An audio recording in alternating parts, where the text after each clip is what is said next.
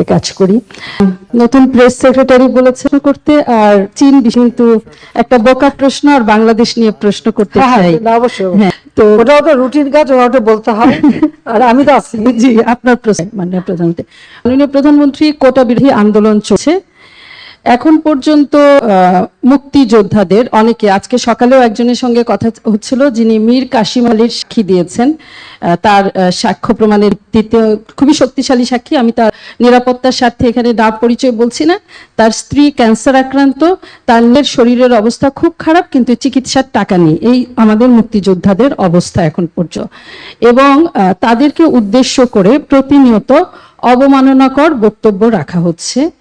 ঠুসঠাস কোটা থেকে শুরু করে নিশ্চয়ই নজরে এসেছে। তিনি তার ব্যক্তিগত অসুবিধার কথা বলার সাথে সাথে গণমাধ্যমে দেখেছেন যে আজকে আপনার সংবাদ সম্মেলন, এটা আপনার দৃষ্টি আকর্ষণের জন্য অনুরোধ জানিয়েছেন। অবমাননা তারা সহ্য করতে পারছেন না, কিছু করণীয় এই রাষ্ট্রের আছে কিনা। যারা কোটা বিরোধী আন্দোলন করছেন তারা সব সমাধান আপনার কাছে চান, তারা আদালতের পথে যেতে চান না, এবং সমাধান নির্বাহী বিভাগের প্রধান হিসেবে প্রধানমন্ত্রী শেখ হাসিনা কোটা রাখবেন না কোটা রাখবেন না। ধন্যবাদ মাননীয় প্রধানমন্ত্রী। একবার তাই এই ধরনের আন্দোলন না, তখন যে সমস্ত ঘটনা ঘটাচ্ছিল, মানে আমেরিকার পিছনে আক্রমণ, যারা মানুষের উপরে আঘাত করা, কিছু জ্ঞানী গুণী আছে একেবারে ঘরের মধ্যে বসে মিথ্যা অপপ্রচার রেকর্ড করে ছেড়েছে, এই ধরনের সমস্ত দেখে আমি খুব বিরক্ত হয়ে যাই। এবং তখন এক পর্যায়ে বলি ঠিক আছে কোটা বাদই দিলাম। আমি দেওয়ার উদ্দেশ্যটা ছিল আগে দেখো কোটা দিলে কি অবস্থা হয়, তখন কি অবস্থা হয়েছে, বেশি দূর যাওয়া লাগবে না। এবারেই দেখেন ফরেন সার্ভিসে মাত্র 2 জন মেয়ে চান্স পেয়েছে এবার, আর পুলিশ সার্ভিসে মাত্র 4 জন মেয়ে চান্স পেয়েছে। নারীর অধিকারের কথা বলি, সব ধরনের ব্যবস্থা রেখেছি। মুক্তিযুদ্ধের পর জাতির পিতাই তো বিশেষ করে সেই নির্যাতিত নারী সহ নারীদের জন্য চাকরির ক্ষেত্রে 10% রেখেছিলেন, মুক্তিযোদ্ধাদের জন্য 30% রেখেছিলেন।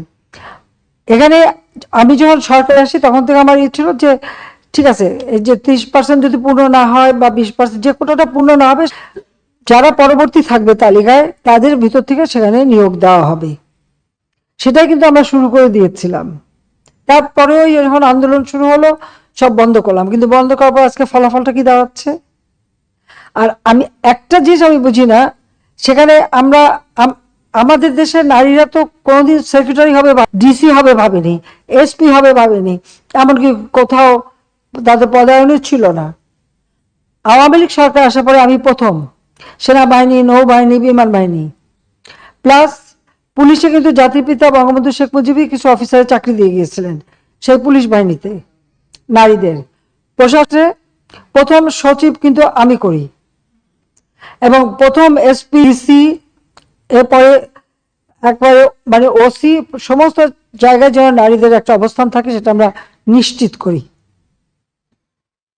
লেখাপড়ার দিক থেকে শুরু করলেন মেয়েদেরকে 8ম শ্রেণী পর্যন্ত প্রথমে অবৈতনিক করে দেওয়া, সেটাকে 12 পর্যন্ত 12 ক্লাস পর্যন্ত অবৈতনিক।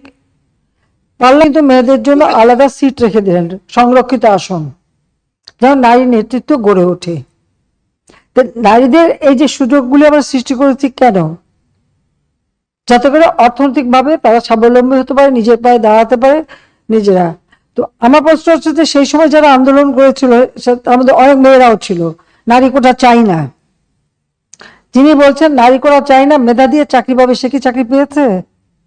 সে কি বিশেষ পরীক্ষা দিয়েছে? বিশেষ পরীক্ষা কি সে মানে প্রিলিমিনারিতেই সে জায়গা করতে পেরেছে? তো এই বড় কথাগুলি যদি না বলতো তাহলে এখন তো কোথাও না কোথাও চাকরি তো পেত।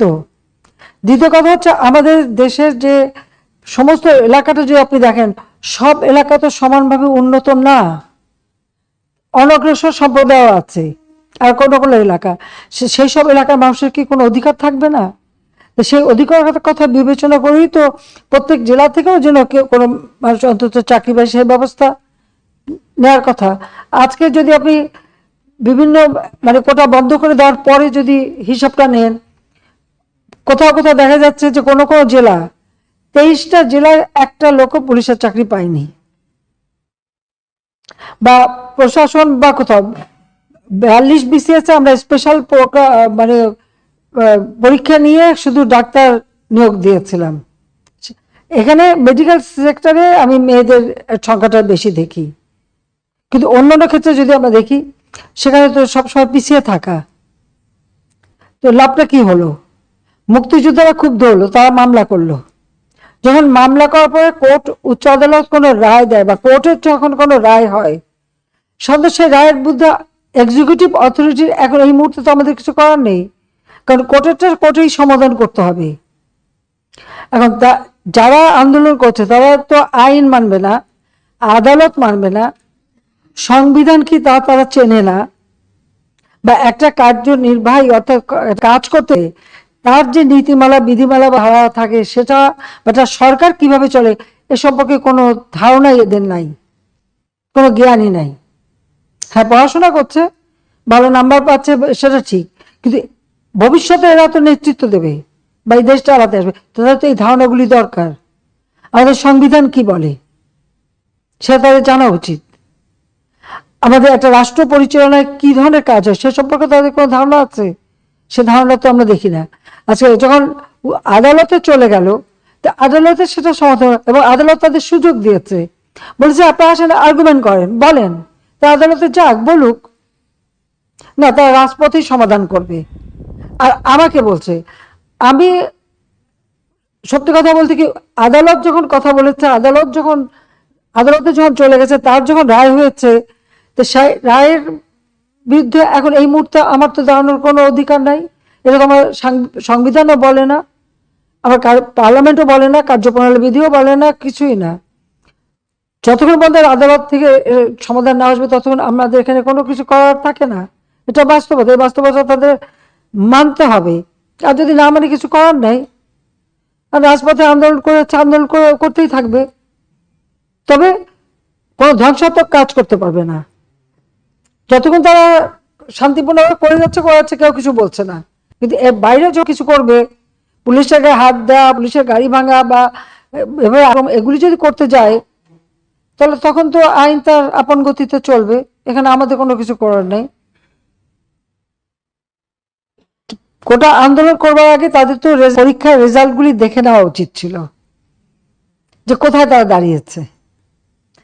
আর দ্বিতীয় কথাটা হচ্ছে, মুক্তিযুদ্ধের বিরুদ্ধে এত ক্ষোভ কেন?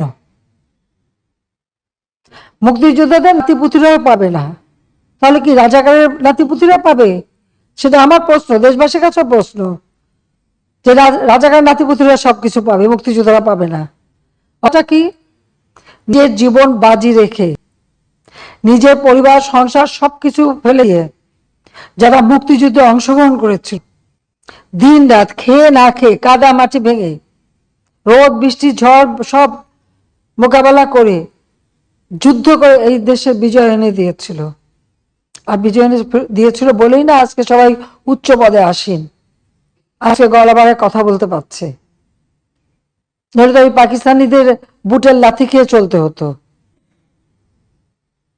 আজকে আমি কথা বলছিলাম যে কোনোদিন বিদেশে যেতে গেলে আগে একটা ভিসা নিতে যেতে হতো করাচিতে, কারণ যখন করাচি রাজধানী, এরপর রাজধানী হলো ইসলামাবাদ, তারপরে হলো পিন্ডি।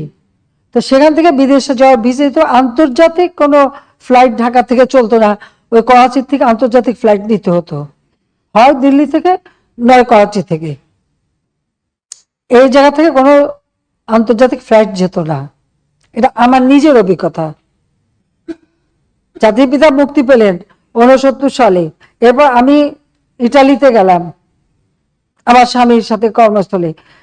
যাওয়ার জন্য আমাকে করাচিতে যে 2 রাত থেকে ওখান থেকে ভিসা নিয়ে তারপর আমি আন্তর্জাতিক ফ্লাইট ধরতে পারলাম। এইটা ছিল আমাদের অবস্থাটা। এরা তো ছেলেমেয়েরা তো ওটা দেখেনি, বা এখন যারা লাফাচ্ছে, এমনকি 15 বছর আগে বা 20 বছর আগে বাংলাদেশ সম্পর্কে তারা বোধহয় জানে না। আর আওয়ামী লীগ ক্ষমতা আসার আগে বাংলাদেশের অবস্থাটা কি ছিল? ঢাকা বিশ্ববিদ্যালয় সহ বিশ্ববিদ্যালয় ছিল অস্ত্রের ঝড়ঝানানি, বোমাবাজি আর সেশন জট।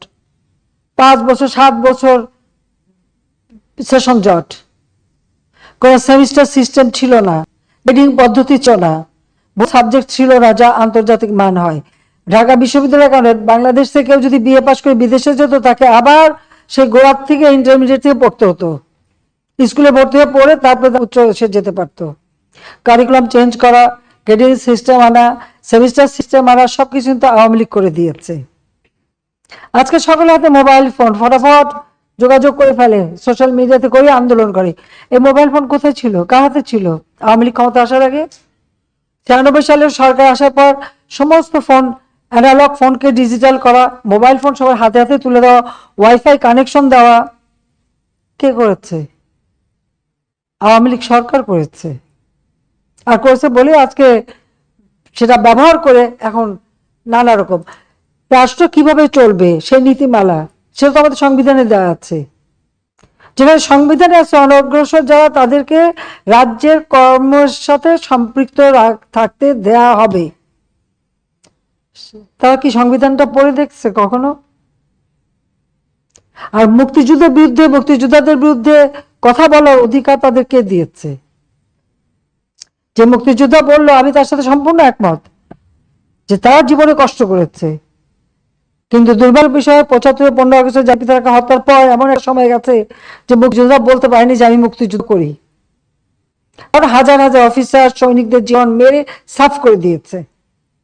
আবার তাদের মাথায় মানে কিছু কিছু পকেট করে নিয়ে তাদেরকে খুব তেল দিয়েছে, কিন্তু আসলে তো মুক্তিযুদ্ধের চিন্তা চেতনা সবকিছু তো মুছে ফেলে দিয়েছিল। মনে হলো যে পাকিস্তানের আবার প্রদেশ হয়ে গেছি আমরা, সেই জায়গায় নিয়ে ছিল। সেখান থেকে বাংলাদেশ ফিরে এসেছে, জয় বাংলা স্লোগান ফিরে এসেছে, 7ই মার্চের ভাষণ ফিরে এসেছে। মুক্তিযুদ্ধের এখন ভালো লাগে না, মুক্তিযুদ্ধের কথা শুনলে তাদের মানে গায়ে জ্বর আসে।